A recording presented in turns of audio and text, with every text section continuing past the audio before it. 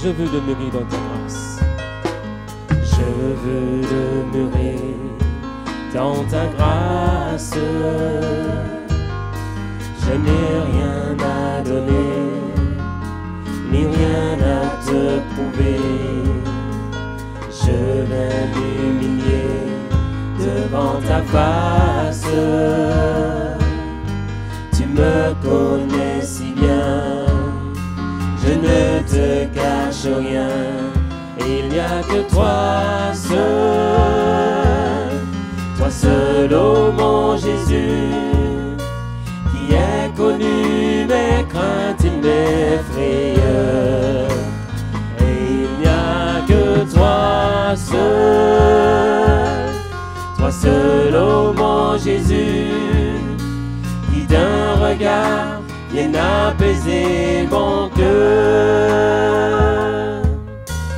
J'apprends à mourir à moi-même. Je choisis ton chemin, j'abandonne le mien. Ton esprit me guide et m'enseigne à dépendre de toi. J'ai tant besoin de toi. Il n'y a que toi seul, ô mon Jésus, qui est connu mes craintes et mes frayeurs. Et il n'y a que toi seul, ô mon Jésus, qui d'un regard vienne apaiser mon cœur. Je chéris en moi ta parole, elle me parle de toi, elle fortifie ma foi. J'apprends à prier tes prières. Lorsque tu as parlé, je ne veux plus douter. Il n'y a que toi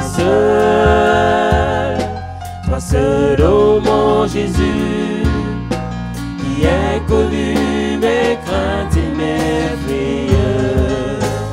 Il n'y a que toi seul, ô mon Jésus, qui d'un regard vienne apaiser mon cœur. Il n'y a que toi seul, Seigneur. Il n'y a que toi seul, ô mon Jésus, qui est connu mes craintes et mes frayeurs. Il n'y a que toi seul, ô mon Jésus, qui d'un regard vienne apaiser mon cœur. Qui d'un regard vienne apaiser mon cœur. Qui d'un regard vienne apaiser mon cœur.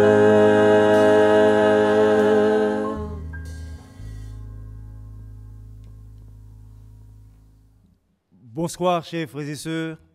Bonsoir, amis youtubeurs, comme on dit, et tous ceux qui nous écoutent et qui nous regardent, soit sur votre portable, soit sur votre télé. En tout cas, vous êtes bienvenus et c'est pour nous une joie de pouvoir ensemble partager la parole du Seigneur. Et surtout, dans ce moment précis, nous avons notre réunion de prière. Et c'est une chose normale que nous puissions donc commencer par ouvrir la parole du Seigneur, puisque nous sommes basés, assises, dans la parole de Dieu qui est esprit et vie. Voilà, alors, avant de commencer cette méditation, nous allons demander au Seigneur sa grâce sur nous.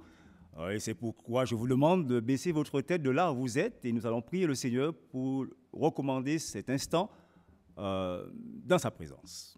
Prions le Seigneur. Éternel notre Dieu, nous voulons, Père, te rendre grâce et gloire. Déjà te remercier parce que tu nous as permis de traverser cette journée, puisque c'est toi qui fais vivre et qui fais mourir, c'est toi qui changes les temps et les circonstances. Merci Seigneur pour ta bonté. Merci pour le privilège que tu nous donnes de pouvoir nous adresser à toi, ce Dieu très haut, nous qui sommes des hommes pécheurs. Béni soit ton nom et louange te soit rendue. Nous sommes insuffisants pour ces choses, nous des hommes pécheurs, pouvoir annoncer ta parole, cette parole qui est une parole créatrice, cette parole qui est esprit et vie. Oh, combien nous sommes insuffisants pour cela. Donc Père, nous faisons appel à ta puissance, à ton Esprit Saint sur nous, afin que tu puisses encore nous conduire. Béni soit ton nom et louange te soit rendue dans le nom de Jésus. Amen. Voilà. Alors, ce soir, je vous propose un texte dans le livre de Lévitique. Lévitique, le chapitre 10, et nous lirons à partir du verset 1er jusqu'au verset 7. Voilà. Alors, il est écrit ceci. Les fils d'Aaron, Nadab et Abihu, prirent chacun un brasier, y mirent du feu et posèrent du parfum dessus. Ils apportèrent devant l'Éternel du feu étranger, ce qu'il ne leur avait point ordonné. Alors le feu sortit de devant l'Éternel et les consuma. Ils moururent là devant l'Éternel. Moïse dit à Aaron, c'est ce que l'Éternel a déclaré lorsqu'il a dit « Je serai sanctifié par ceux qui s'approchent de moi et je serai glorifié en présence de tout le peuple. » Aaron garda le silence. Et Moïse appela Michkaël, Eltsaphan, fils d'Uziel, oncle d'Aaron, et il leur dit « Approchez-vous, emportez vos frères, loin du sanctuaire, hors du camp. » Ils s'approchèrent et les emportèrent dans leurs tuniques hors du camp, comme Moïse l'avait dit. Moïse dit à Aaron, Éléazar et à Itamar, fils d'Aaron, vous ne découvrirez point vos têtes et vous ne déchirerez point vos vêtements, de peur que vous ne mouriez et que l'Éternel s'irrite contre toute l'assemblée. Laissez vos frères, toute la maison d'Israël, pleurer sur l'embrasement que l'Éternel a allumé. Vous ne sortirez point à l'entrée de la tente d'assignation de peur que vous ne mouriez, car l'huile de l'onction de l'Éternel est sur vous. Ils firent ce que l'Éternel avait dit. Jusque-là la lecture. Amen. Voilà, alors, voyez-vous, le livre de Lévitique nous enseigne comment on s'approche de Dieu. Quant aux moyens pour le faire, comment on s'approche de Dieu et le moyen pour pouvoir le faire, pour s'approcher de Dieu. Et aussi, le livre nous enseigne dans quel état nous devrions être pour pouvoir nous approcher de ce grand Dieu vivant. Le chapitre 10 que nous venons de lire de Lévitique nous présente ici deux sacrificateurs qui supposaient être qualifiés pour communier et officier, c'est-à-dire servir devant l'Éternel dans le tabernacle, mais qui néanmoins vont commettre ici une erreur fatale devant l'Éternel. Pourtant, ils étaient informés, ces sacrificateurs, et nous verrons pour cela le livre au chapitre 30 du livre d'Exode, à partir du verset 7. Il est dit ceci, Aaron, il fera brûler du parfum odorifiant, il en fera brûler chaque matin lorsqu'il préparera les lampes. C'est ainsi que l'on brûlera à perpétuité du parfum devant l'Éternel parmi vos descendants. Vous n'offrirez sur l'autel ni parfum étranger, ni holocauste, ni offrande, et vous n'y répandrez aucune libation, ainsi de suite. Alors, voyez-vous que Nadab et Abihu n'étaient pas innocents du tout. Ils savaient, ils étaient informés qu'il ne fallait pas apporter du feu étranger ou quelque offrande étranger devant la face de l'Éternel. Alors, j'ai essayé de comprendre un peu en lisant ce passage quelle était la personnalité de ces garçons. Vous savez, c'est souvent que dans la Bible, le nom d'un individu dévoilait son identité. Par exemple, Abraham voulait dire Père exalté. Et son nom a été changé dès le moment où il a rencontré l'Éternel, dès le moment où il a connu Dieu dans sa vie. Dieu a changé son nom en Abraham. Abraham est devenu Abraham, qui veut dire père d'une multitude. Jacob, par exemple. Jacob, son nom voulait dire supplanteur. C'était un genre de tricheur, Jacob.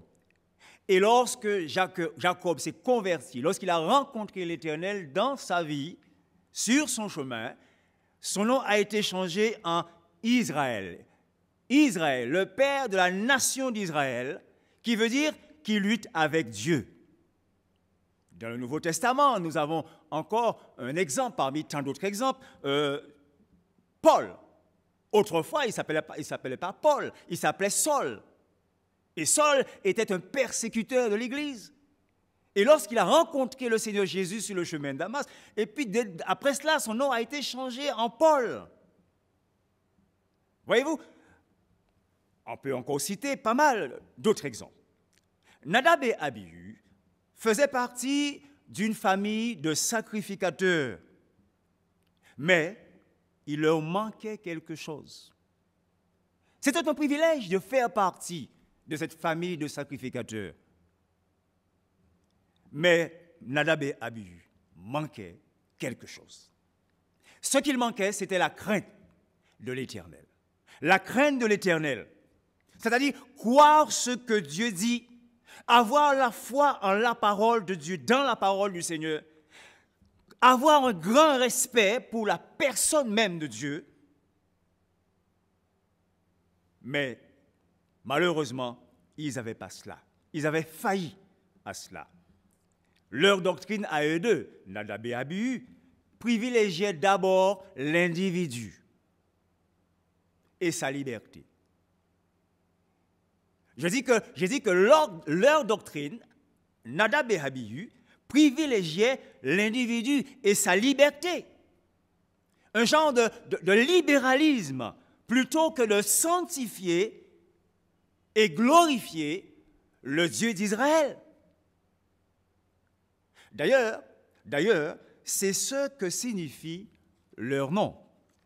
Nadab signifie libéral.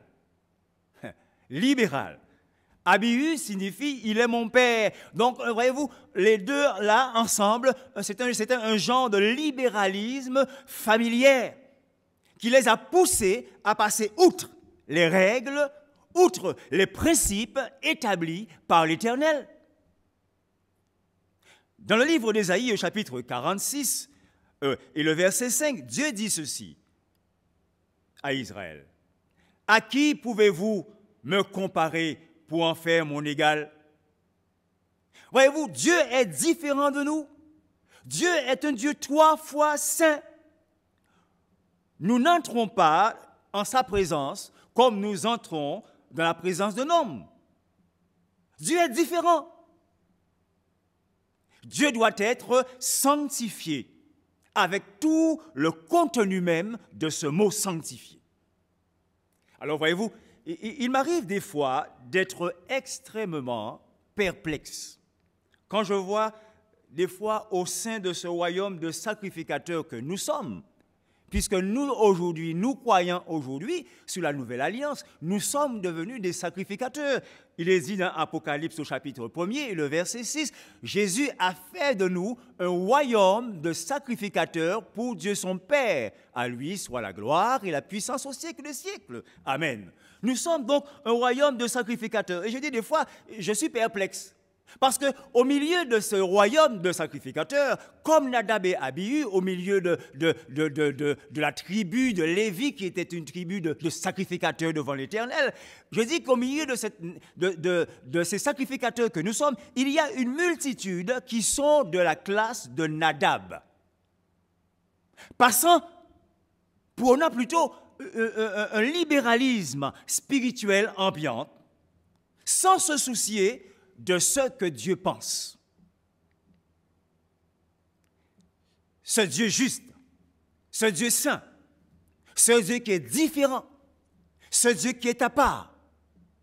Et il arrive des fois qu'on voit, malheureusement, certaines communautés, certains croyants lâcher leur naturel lors de leur culte, par exemple, lors de certains rassemblements, lors de leurs fêtes. Et on se questionne sur ce que Dieu pense de tout cela. Mais qu'est-ce que Dieu pense? Malheureusement, c'est que souvent, nous essayons de savoir ce que les hommes pensent. Mais nous oublions de réfléchir à ce que Dieu pense. Or, c'est Dieu que nous offrons un culte. Or, c'est devant Dieu que nous sommes. Or, c'est en son nom que nous sommes rassemblés. Nous devrions d'abord nous soucier de ce que Dieu pense. Et souvent, nous oublions de réfléchir à ce que Dieu pense. Parce que, voyez-vous, le basculement dans l'excitation de la chair est vite arrivé. Et en un instant, on n'est plus agréable à l'Éternel. Regardons donc le livre de Galates. Galates, le chapitre 5. Et le verset 17, ce qui nous est dit ici. Il est dit ceci, au chapitre 5 de Galates, « Car la chair a des désirs contraires à ceux de l'esprit, et l'esprit en a de contraires à la chair. Ils sont opposés entre eux, afin que vous ne fassiez point ce que vous voudriez, dit la parole. » L'esprit et la chair sont opposés.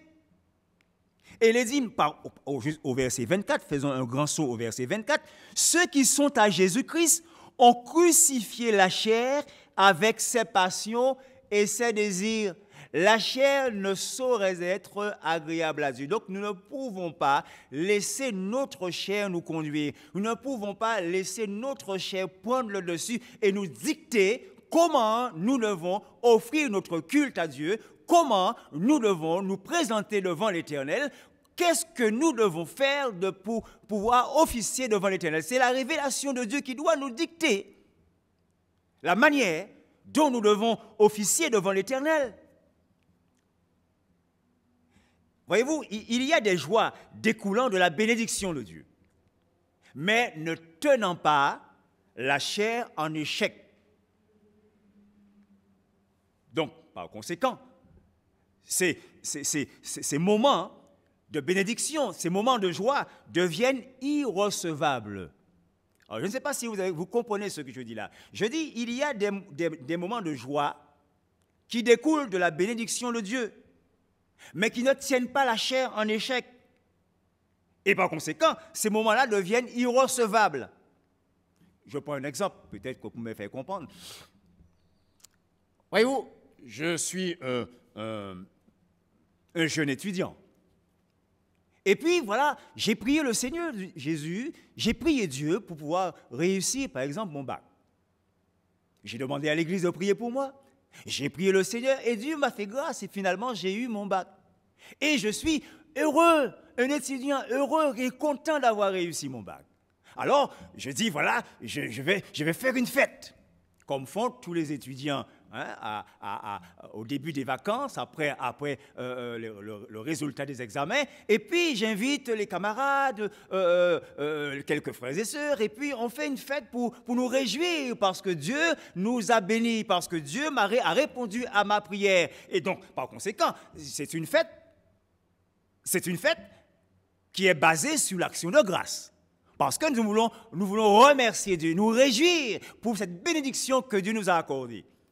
Et puis, malheureusement, c'est que dans cette bénédiction qui est un sujet de joie, bien souvent, ne tient pas la chair en échec. Donc, au moment de cette joie, au moment où nous sommes réunis au nom de l'Éternel, alors, bien souvent, nous débordons la chair, nos chairs, puisque nous sommes là ensemble, pour nous réjouir, pour rendre action de grâce à Dieu. Nos chairs prennent le dessus et finalement, nous oublions que nous sommes réunis au nom de l'Éternel et nous commençons à laisser la chair s'exprimer avec toutes ses passions. Évidemment, ce moment de joie qui découlait de la bénédiction de Dieu n'est plus recevable devant la face du Seigneur comme action de grâce. Parce que la chair a pris le dessus. Ils sont opposés, la chair et l'esprit sont opposés. C'est pourquoi le croyant doit avoir une certaine maîtrise de soi à tout moment. Maîtriser sa chair, parce que la chair ne saurait glorifier Dieu. La chair ne saurait être agréable à Dieu. Et nous ne pouvons pas faire ce que nous voulons comme nous voulons. C'est ce qu'il est dit dans Galates 17, 5, 17. Ils sont opposés entre la chair et l'esprit pour que vous ne fassiez pas ce que vous voulez. Voyez-vous, Nadab et Abihu prirent chacun, nous dit la parole, un brasier, y mirent du feu et posèrent du parfum dessus. Voyez-vous, le feu de l'autel nous parle de la justice divine, s'exerçant sur le pécheur. Du feu de la colère de Dieu s'abattant sur le Christ de Dieu à la place du pécheur. C'est ce que nous image en quelque sorte le feu qui est sur l'autel, qui brûle les sacrifices sur l'autel. Et c'est là le chemin obligé de tous les pécheurs pour parvenir à Dieu. Oui, déjà dans l'Ancien Testament, ces sacrifices qui étaient brûlés par le feu nous montraient que le chemin pour arriver à Dieu, le chemin pour avoir accès à Dieu doit passer par la croix. Jésus-Christ sur la croix a subi la colère de Dieu. La justice de Dieu a été manifestée à la croix.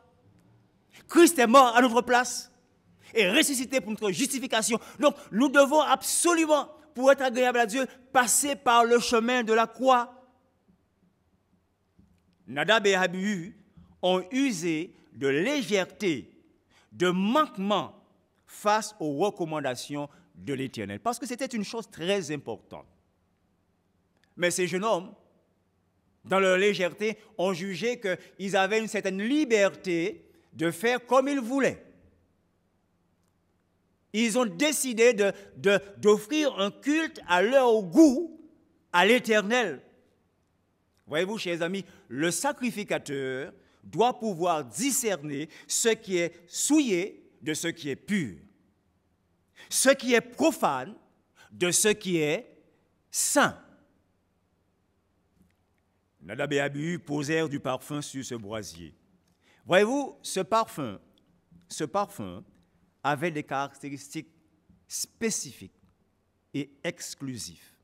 Et nous le voyons dans le livre d'Exode au chapitre 30 et le verset 34, où il est dit ces paroles. L'Éternel dit à Moïse, prends des aromates du stacté, de l'ongle odorant, du galbanum et de l'encens pur en partie égale. Tu feras avec cela un parfum composé selon l'art du parfumeur. Il sera salé, pur et saint. Tu le réduiras en poudre et tu le mettras devant le témoignage dans la tente d'assignation où je me rencontrerai avec toi. Ce sera pour vous une chose très sainte. Vous ne ferez point pour vous, c'est très important, vous ne ferez point pour vous de parfum semblable dans les mêmes proportions. Vous le regarderez comme saint et comment? Réservé pour l'Éternel. L'autel de parfum, chers amis, avait aussi une place déterminée, bien déterminée dans le temple, dans le tabernacle. Cet autel de parfum était placé devant le voile qui se trouve devant l'arche de l'alliance qui portait le propitiatoire, où il y avait les deux chérubins, et où Dieu manifestait sa présence entre les deux chérubins. Et l'autel de parfum était juste devant le voile. Et Dieu lui-même avait donné la place que cela devait avoir. Tu placeras l'autel juste devant le voile qui est devant l'arche de l'alliance, le propitiatoire. Tout ce cérémoniel est analogique, typique, parlant de l'intercession du grand souverain sacrificateur, Jésus qui intercède pour nous, mais aussi en quelque part, Ça nous parle aussi de la prière des sacrificateurs, que nous sommes devenus devant Dieu aussi. La Bible dit dans le livre d'Apocalypse, au chapitre 1, le verset 6, nous sommes un royaume de sacrificateurs. Dieu a fait de nous un royaume de sacrificateurs et nous officions devant la face du Seigneur. Nous avons à nous présenter chaque fois que nous prions Dieu, que nous nous présentons devant, que nous levons les mains vers le ciel, que nous cherchons Dieu. Nous sommes des sacrificateurs qui officient devant la face de l'Éternel. Les sacrificateurs de l'Ancienne Alliance offraient du parfum matin et soir. Sous la Nouvelle Alliance, nous devrions offrir sans cesse à Dieu des sacrifices de louange, qui est le fruit des lèvres qui confessent son nom. Et on trouve cela dans le livre de l'Hébreu, Hébreu le chapitre 13 et au verset 15. Il est dit, offrez sans cesse à Dieu des sacrifices de louange, le fruit des lèvres qui confessent son nom. Nous devons donc offrir nos louanges. C'est devant la face de Dieu. Quand nous offrons nos louanges, que nous faisons une réunion de louanges, quand nous nous réunissons et que nous louons le Seigneur, ce ne sont pas des choses banales, ce ne sont pas des choses qui n'ont pas d'importance. Souvent, le croyant s'imagine que le moment de la séquence de louanges, c'est une chose banale, c'est une chose dont on peut se passer. Mes chers amis, n'oublions pas que nous sommes devant la face du Seigneur. Les sacrificateurs offraient sur l'autel du parfum devant la face de l'Éternel. Ils offraient les sacrifices sur l'autel devant la face de l'Éternel. On offrait toutes ces choses devant la face de l'Éternel. Aujourd'hui, nous sommes dans la réalité, dans la présence de Dieu. Nous sommes des sacrificateurs et nous faisons des choses dont les sacrificateurs de l'Ancienne Alliance étaient obligés d'obéir, sans quoi c'était la mort qui suivait. Chose qui était image, l'ombre de la réalité dans laquelle nous sommes aujourd'hui. Et nous-mêmes aujourd'hui, combien de fois nous négligeons ces choses devant la face du Seigneur? Alors combien nous sommes coupables? Est-ce que nous réalisons vraiment comment c'est sérieux lorsque nous nous réunissons devant la face de Dieu? Quelle crainte que nous devrions avoir pour ce grand Dieu redoutable? Lorsque nous offrons nos louanges, parce que lorsqu'on loue l'Éternel, que ce soit dans le temple, que ce soit en plein air, que ce soit dans un concert, lorsqu'on loue Dieu, on fait les choses au nom de l'Éternel. Et si nous faisons des choses au nom de l'Éternel, nous devrions sanctifier le nom de l'Éternel et nous ne jamais oublier que c'est dans le nom de Dieu que nous le faisons et que nous servons un Dieu qui est 3 fois saint. Notre parfum qui est la prière, parce que lorsque nous lisons le livre de l'Apocalypse au chapitre 5 et le verset 8, il est dit que voici, il prit un livre, les 4 êtres vivants et les 24 vieillards se prosternaient devant l'agneau, tenant chacun une harpe et des coupes d'or remplies de parfums qui sont quoi? Remplies de parfums qui sont les prières des saints. Vous comprenez cela? Alors, on entend très communément parler de prière en tout genre. Et surtout, aujourd'hui, dans le contexte que nous sommes, ce contexte de Covid-19 ou de Corona, voyez-vous, on a d'ailleurs dit que pendant ces temps-ci-là, on a vu une recrudescence d'achat de Bibles. Et même certaines communautés qui n'étaient pas du tout portées vers les choses spirituelles se sont mis à acheter des Bibles. Et tout le monde maintenant cherche des prières, la prière. Et on voit maintenant multiplier sur les réseaux sociaux, prière, jeûne. Tout le monde cherche maintenant la prière parce qu'en quelque part, il y a une certaine crainte. Personne ne comprend ce qui arrive. Tout le monde s'imagine, voilà, la Bible en quelque part, on entend parler en quelque part qu'il y a une fin des temps, qu'il y a les choses vont changer, que le temps devient difficile. Est-ce que peut-être que c'est cela qui s'annonce? Alors, tout le monde cherche en quelque part. Alors, on voit les gens chercher la prière et prient. Prière en tout genre. Mais voyez-vous, pour que nos prières soient entendues par le Dieu du ciel, elles doivent passer par le chemin de la croix et le feu de l'Esprit qui permet à cette prière de dégager une senteur agréable à Dieu. Qu'est-ce que cela veut dire? Elles doivent passer ces prières par le chemin de la croix. Ça veut dire quoi? Ça veut dire que celui qui intercède, celui qui ose se présenter devant la face de ce grand Dieu redoutable, doit être pur et saint, doit avoir déjà payé sa rançon, doit avoir déjà payé le prix de son péché, homme pécheur qu'il est. Et cela, nous ne pouvons le faire uniquement en Christ, à travers le sacrifice de Jésus qu'il a déjà accompli pour nous à la croix. Donc, nous devons donc passer, en un mot, et en ces mots qui sont donc plus compréhensibles, passer par la repentance et la conversion. Celui qui n'est pas converti ou repenti pour pouvoir passer par le chemin de la croix, il ne peut être reçu devant le trône de grâce. La Bible dit que Dieu n'exauce pas le péché. Ce n'est pas moi qui le dis, je parle d'après la révélation des Écritures. Pour que nous soyons entendus du ciel, pour que nous soyons recevables devant le trône de Dieu, nous devons passer par le chemin de la croix. Autrement dit, recevoir Christ dans sa vie, passer d'abord par le chemin du Christ. Et c'est lui qui nous donne le passeport pour pouvoir avoir accès à Dieu le Père. Elles doivent passer par le chemin de la croix, le feu de l'esprit. Voyez-vous, c'est-à-dire reconnaître la mort de Christ à la place du pécheur et sa résurrection pour sa justification. Savez-vous que Dieu ne reçoit pas toutes les prières? Est-ce que vous le savez, chers amis? Savez-vous que Dieu ne reçoit pas toutes les prières, que certaines prières ne parviennent pas au trône de Dieu? Il y a des prières qui passent pour un péché devant Dieu. Est-ce que vous le savez? Mais qu'est-ce qu'il est en train de dire, le monsieur? Qu'est-ce qu'il est en train de dire là, le monsieur? Mais il raconte n'importe quoi. Un Dieu d'amour, un Dieu qui est si bon. Quelle que soit la manière dont nous sommes, eh bien, ce Dieu nous reçoit. C'est nous qui disons cela. Mais la Bible nous fait comprendre qu'il y a des prières qui passent pour un péché devant la face de Dieu. Le savez-vous? Quand nous lisons le psaume 109,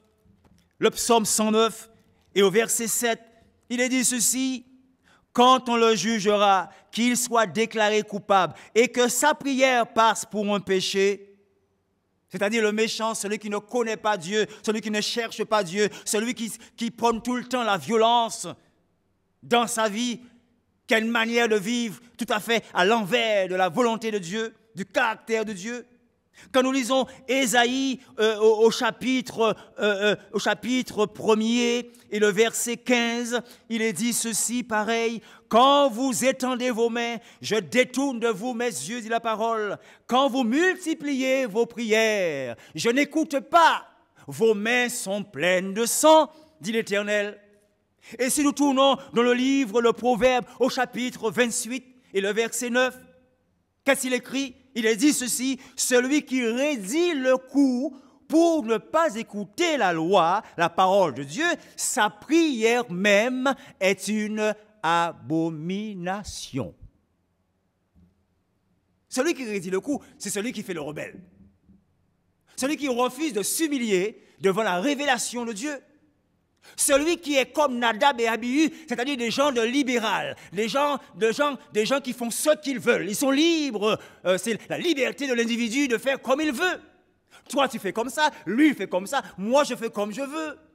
Et je n'ai pas à me référer à ce livre-là, moi, je sens que c'est comme cela. Non, celui qui raidit le cou pour ne pas obéir à la parole, sa prière même est une abomination. Nadab et Abihu n'ont pas écouté la parole de l'Éternel, la parole qui leur était adressée. Et en pleine élévation du parfum, ils ont été foudroyés. Et c'est ce qui arrive souvent lorsque nous vivons dans la désobéissance, lorsque nous ne nous humilions pas devant les recommandations de l'Éternel, lorsque nous refusons de passer par le chemin que Dieu nous a tracé à travers le Christ et que nous osons nous présenter devant la face de Dieu avec quelle que soit la formule de prière que nous pourrions faire, aussi belle soit-elle. Alors, nous sommes foudroyés par la sainteté de ce Dieu redoutable. Est-ce que vous le comprenez, chers amis? Moïse, au verset 3 de Lévitique 10, dit à Aaron, c'est ce que l'Éternel a déclaré lorsqu'il a dit « Je serai sanctifié par ceux qui s'approchent de moi ». Alors, il est important de savoir ce que cela veut dire. Premièrement, c'est reconnaître Dieu comme saint. La Bible nous dit que l'Éternel est 3 fois saint. C'est avoir du respect pour sa personne, avoir du respect pour la personne de Dieu, avoir du respect pour la parole de Dieu, avoir du respect pour la révélation de Dieu. Et ce qui est important, c'est que Jésus lui-même, arrivé sous la nouvelle alliance, Jésus reprend le même commandement dans le Notre Père que tout le monde connaît. Dans Matthieu, le chapitre 6, le verset 9, Jésus dit, voici comment vous devez prier. Et il commence par quoi? Comme par hasard, on aurait dit. Non, ce n'est pas par hasard, parce que c'est un impératif. Et parce que c'est très important. Et on ne peut pas enjamber cela. Et c'est pourquoi que le Christ lui-même, arrivé quelques 400 ans plus tard, environ, va dire les mêmes choses. Notre Père qui es aux cieux, que ton nom soit sanctifié. Voici comment vous devez prier. Alors souvent nous récitons cette prière-là, mais nous ne comprenons pas ce que cela veut dire. Notre Père qui es aux cieux, que ton nom soit sanctifié. Et il le place tout au début. Ce mot sanctifié vient du grec asiozo, qui veut dire séparer des choses profanes et dédié à Dieu. C'est très important l'explication. Le mot sanctifié veut dire séparer des choses profanes et dédié à Dieu. Voyez-vous, ça ne peut pas être en même temps chose profane et chose sainte en même temps. Ça ne peut pas être un mélange entre profane et sainteté en même temps. C'est séparer des choses profanes et dédiées à Dieu. On ne peut puiser dans toutes les sources communes pour apporter une offrande quelconque, un service quelconque à ce Dieu 3 fois saint. Nadab et Abihu se sont séparés, malheureusement, chers amis, du mode et du genre de culte que l'Éternel avait commandé, que l'Éternel leur avait commandé à toute cette classe de sacrificateurs. Ils se sont séparés du genre de culte que l'Éternel avait commandé. Regardons de plus le verset 37, la partie B d'Exode 30.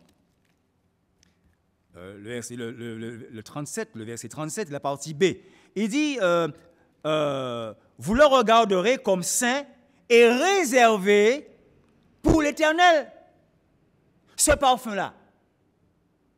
Vous le regarderez comme saint et réservé à l'Éternel. Donc, je n'avais pas le droit, le même parfum que je mets sur moi pour me proponer, le même parfum que je mets sur moi pour pouvoir sentir bon, je ne peux pas en même temps prendre ce même parfum et le partager aussi avec l'Éternel, le donner aussi à l'Éternel. Le même parfum que je vais vendre pour monsieur X, monsieur Z, monsieur A, je ne peux pas prendre ce même parfum-là et puis le servir à l'Éternel. Parce que Dieu est saint. Et je dois le sanctifier quand je m'approche de lui. Séparer des choses profanes et dédié à l'Éternel seul. Alors, il y a une chose que l'histoire nous raconte, c'est que lorsque les scribes recopiaient les manuscrits, chaque fois qu'ils arrivaient sur le nom de l'Éternel, ils changeaient de bic. Voyez-vous à quel point ces hommes respectaient le nom de l'Éternel. Ils sanctifiaient Dieu. Ils savaient que Dieu était différent. Dieu ne peut pas être mélangé, être semblable, être mis au même rang que les hommes. Il est sanctifié, il est à part différent. Et nous devrions avoir cela à l'esprit toujours, avoir cela à tête toujours. Je suis vraiment sceptique quand je vois des fois, nos artistes puiser un peu partout des modèles profanes pour louer l'Éternel, pour louer Dieu, pour témoigner Dieu. Voyez-vous? Ils puisent un petit peu partout des modèles profanes. Et avec cela, ils vont louer Dieu, ils vont témoigner Dieu, et ils vont chanter Dieu. Et tout le monde est content, on est bien avec ça. Et personne ne se demande, mais qu'est-ce que Dieu pense de tout cela? Chers amis, ce n'est pas moi qui le dis. La Bible dit on doit sanctifier. Tous ceux qui s'approchent de moi devraient me sanctifier et me glorifier en présence de tout le peuple. Et combien de fois nous sommes devant le peuple, nous glorifions Dieu devant le peuple, nous louons Dieu devant le peuple, mais c'est nous-mêmes qui poussons le peuple à déshonorer Dieu. Souvent. Parce que nous mettons Dieu dans le même cadre, dans le même modèle que tous les autres.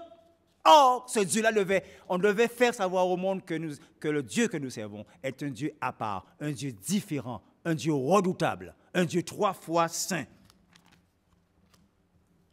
Voyez-vous, nous ne devrions jamais oublier ces recommandations de l'Éternel. Lévitique 10, verset 3. « Je serai sanctifié par ceux qui s'approchent de moi, et je serai glorifié en présence de tout le peuple. » Et lorsque nous tournons dans le Nouveau Testament, Matthieu 6, verset 9, « Que ton nom soit sanctifié. » Comprenez, chers amis, comprenez, chers frères et sœurs, comprenez la signification, la profondeur de cette parole-là. Nous l'avons trop souvent répétée, récitée, prier cette parole sans avoir trop bien compris ce que cela voulait dire. Transgresser ce commandement, c'est transgresser le 3e commandement du décalogue. C'est-à-dire prendre le nom de Dieu en vain. Je répète ce que je viens de dire. Transgresser ce commandement, c'est-à-dire le commandement de sanctifier le nom de l'Éternel, c'est transgresser le 3e commandement qui dit « Tu ne prendras point le nom de l'Éternel ton Dieu en vain ». Ce qui nous enseigne l'importance capitale du respect pour Dieu, l'importance capitale du respect pour le nom de Dieu dans nos prières et dans notre sacerdoce, c'est-à-dire dans le service que nous offrons, quel que soit le service que nous offrons à l'Éternel. Le terme « vain » qui vient de l'hébreu save signifie vide, vanité, mensonge, conduite indigne. Toutes les fois où nous avons une conduite indigne de la personne de Dieu, nous prenons son nom en vain. Comprenez-vous cela?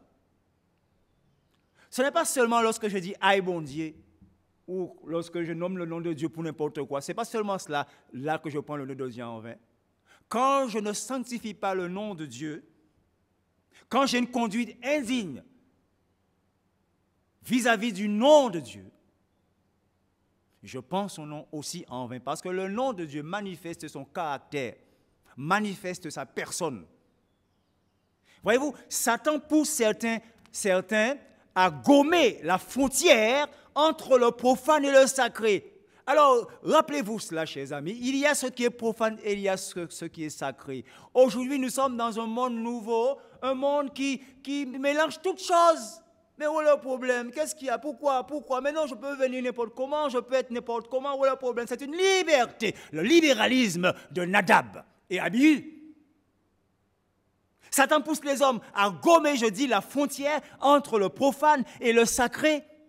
Donc, vulgariser, désacraliser le nom de Dieu, la personne de Dieu, afin de pousser les hommes à pécher directement contre Dieu. Voyez-vous? Alors, cette histoire devrait nous interpeller sur au moins 3 points. Premièrement, en tant qu'adorateur, Quelle est mon identité chrétienne? Est-ce que je suis un Adam, c'est-à-dire un libéral? Ou est-ce que je suis un humble disciple, un sacrificateur consciencieux, averti devant ce grand Dieu sauveur, devant ce grand Dieu créateur, devant ce grand Dieu redoutable, devant ce grand Dieu plein de miséricorde? Deuxièmement, en tant qu'adorateur, où est la crainte que j'ai pour la personne de Dieu en conformité avec sa révélation?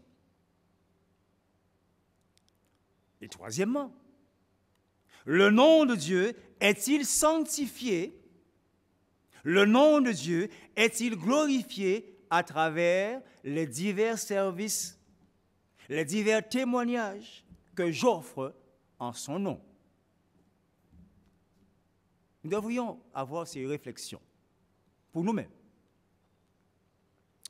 Que Dieu nous aide à comprendre ces choses pour être efficacement recevables dans nos prières et nos cultes devant sa face. Que son nom soit béni. Amen. Amen. Voilà, nous terminons ici notre méditation. Chers amis, alors concernant nos requêtes de prière, prions le Seigneur qui nous donne d'être vraiment de vrais disciples devant sa face, des hommes et des femmes qui soient de vrais sacrificateurs devant sa face, que nous puissions avoir le sens de la crainte de Dieu et que nous ne soyons pas des hommes comme Nadab et Abihu. C'est important de prier à ce que Dieu continue à nous transformer, à faire de nous de vrais disciples, de vrais adorateurs. Ne nous laissons pas tromper par l'ennemi. Prions dans ce sens. Prions que Dieu aussi nous donne sa grâce, cette liberté. Nous sommes dans une période où les choses sont difficiles pour nous. Jusqu'à maintenant, on ne peut pas encore se réunir, mais nous ne connaissons pas non plus le lendemain. Nous faisons simplement confiance à Dieu, mais remettons cette situation parce que Dieu est tout-puissant, il est grand.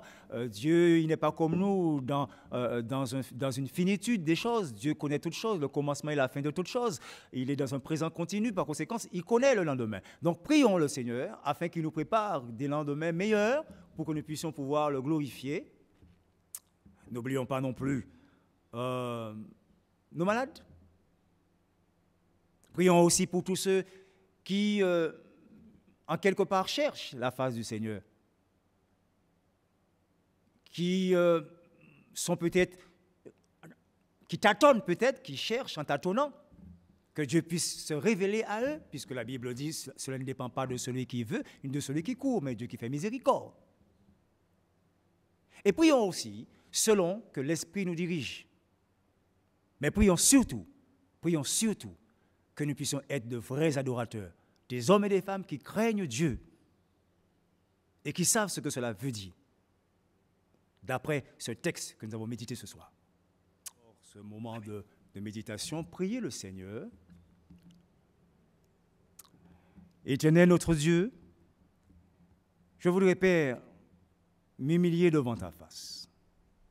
Toi, ce grand Dieu redoutable, ce Dieu qui habite une lumière inaccessible, ce Dieu qui est aussi un feu dévorant, ce Dieu qui est un Dieu d'amour, parce que nous avons connu l'amour en ce que tu nous as donné ton Fils Jésus, ce Dieu qui est plein de miséricorde, riche en compassion, mais ce Dieu qui est différent de nous, ce Dieu qui est saint, 3 fois saint. Apprends-nous, Seigneur, donc, à te sanctifier dans nos vies, dans notre cœur, dans notre manière de vivre, dans notre manière de nous approcher de toi, dans notre manière de te servir. Seigneur, merci pour ta grâce, merci pour ta miséricorde. Par la puissance du Saint-Esprit, continue l'œuvre que tu as commencée dans nos vies, afin que nous soyons chaque jour transformés, changés, pour devenir des êtres qui soient vraiment des êtres agréables devant ta face, qui t'offrent un culte selon la pensée de l'Esprit, un culte agréable à Dieu. Merci. Reste avec nous. Conduis-nous dans ce moment de prière, par la puissance du Saint-Esprit. Nous t'avons prié, nous t'avons demandé ces grâces. Dans le nom de Jésus-Christ, notre Seigneur. Amen. Voilà, alors chers amis, n'oublions pas que nous nous retrouvons donc dimanche matin donc à 8h, toujours sur ce site YouTube, pour notre culte d'adoration. Donc, que Dieu vous bénisse. Passez donc une bonne soirée. Et n'oublions pas que nous prenons cet instant pour pouvoir prier le Seigneur, lui présenter nos requêtes, nos actions de grâce, nos prières.